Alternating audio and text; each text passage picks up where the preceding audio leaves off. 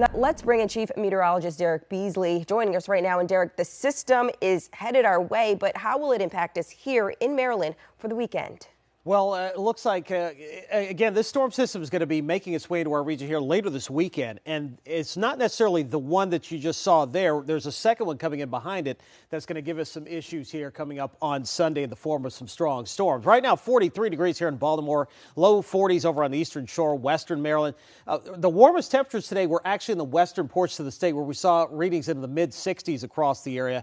Winds right now out of the southeast at about 5 to 10. Fog's going to be the problem overnight tonight. Tomorrow looks quiet, and then we've got this chance for some severe storms coming up on Sunday. Right now, the most of the state under a slight or moderate risk, or a marginal or slight risk, I should say, of severe weather. The yellow is in the slight risk. That's a little bit higher threat potential there for some damaging wind gusts with some of those storms across the region. So again, fog will be the issue early in the morning, and then as the day goes on, the fog should go away. Temperatures, though, will struggle to get to the mid-50s, and some spots may actually get close to 60 degrees, but it may not be until later on into the evening. But it does look like we stay dry for your Saturday. We're going to time out those storms on Sunday and also let you know what to expect for St. Patrick's Day in case you have any plans on Monday. That's all coming up in a few minutes. Casey, back to you. And we're back with First Alert meteorologist, Chief Meteorologist Derek Beasley. It was a gloomy day today. Yeah. Not very cute. Yeah, and they couldn't get rid of the clouds. That was the big issue, so we stayed cool. Some areas, though, that got sunshine got into the 60s, and we're going to see more temperatures like that on the 7-day forecast. We're going to have to wait a few days, though.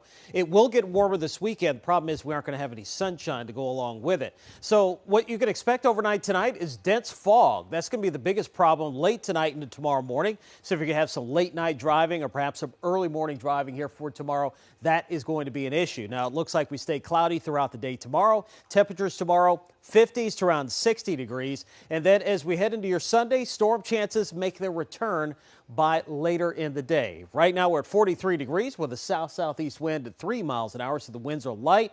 Moisture is starting to pool up in the area, and that's going to spell a recipe for some dense fog here for tonight, as temperatures are primarily into the low to mid 40s across the area. Currently 43 here in Baltimore, and that southeast wind, as I mentioned, at about 5 to 10 miles per hour. Let's take a look at futurecast fog, and as you can see, we've got visibilities that are going to be dropping less than a half mile for many spots here by tomorrow morning.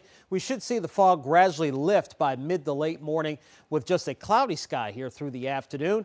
And we'll keep an eye on the temperatures. If this warm front can lift its way through the region, we'll actually get close to 60 in some spots. But for the most part, it looks like most areas, though, staying into the mid 50s for highs. We have an official high of 61 tomorrow. We're going to keep our fingers crossed. We might be able to reach that, but don't be surprised if we happen to stay into the 50s throughout the day tomorrow. You can see the clouds trying to fill back in here, and that's what we're going to be dealing with overnight tonight. Some high-level clouds coming in from the west.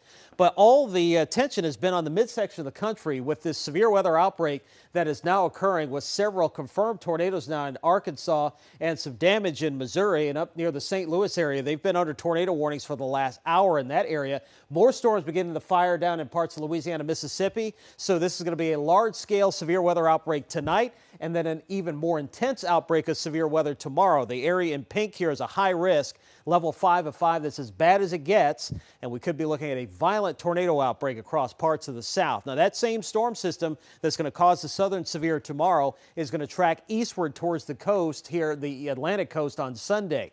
The worst severe weather on Sunday is going to be south of us in Virginia and the Carolinas. But we're going to kind of get the northern edge of it, which means some of the storms, as this line moves through, could produce some damaging wind gusts. So again, what we're going to be focusing on for Sunday afternoon and evening will likely be some heavy rainfall with some of those storms and gusty winds over 40 miles per hour.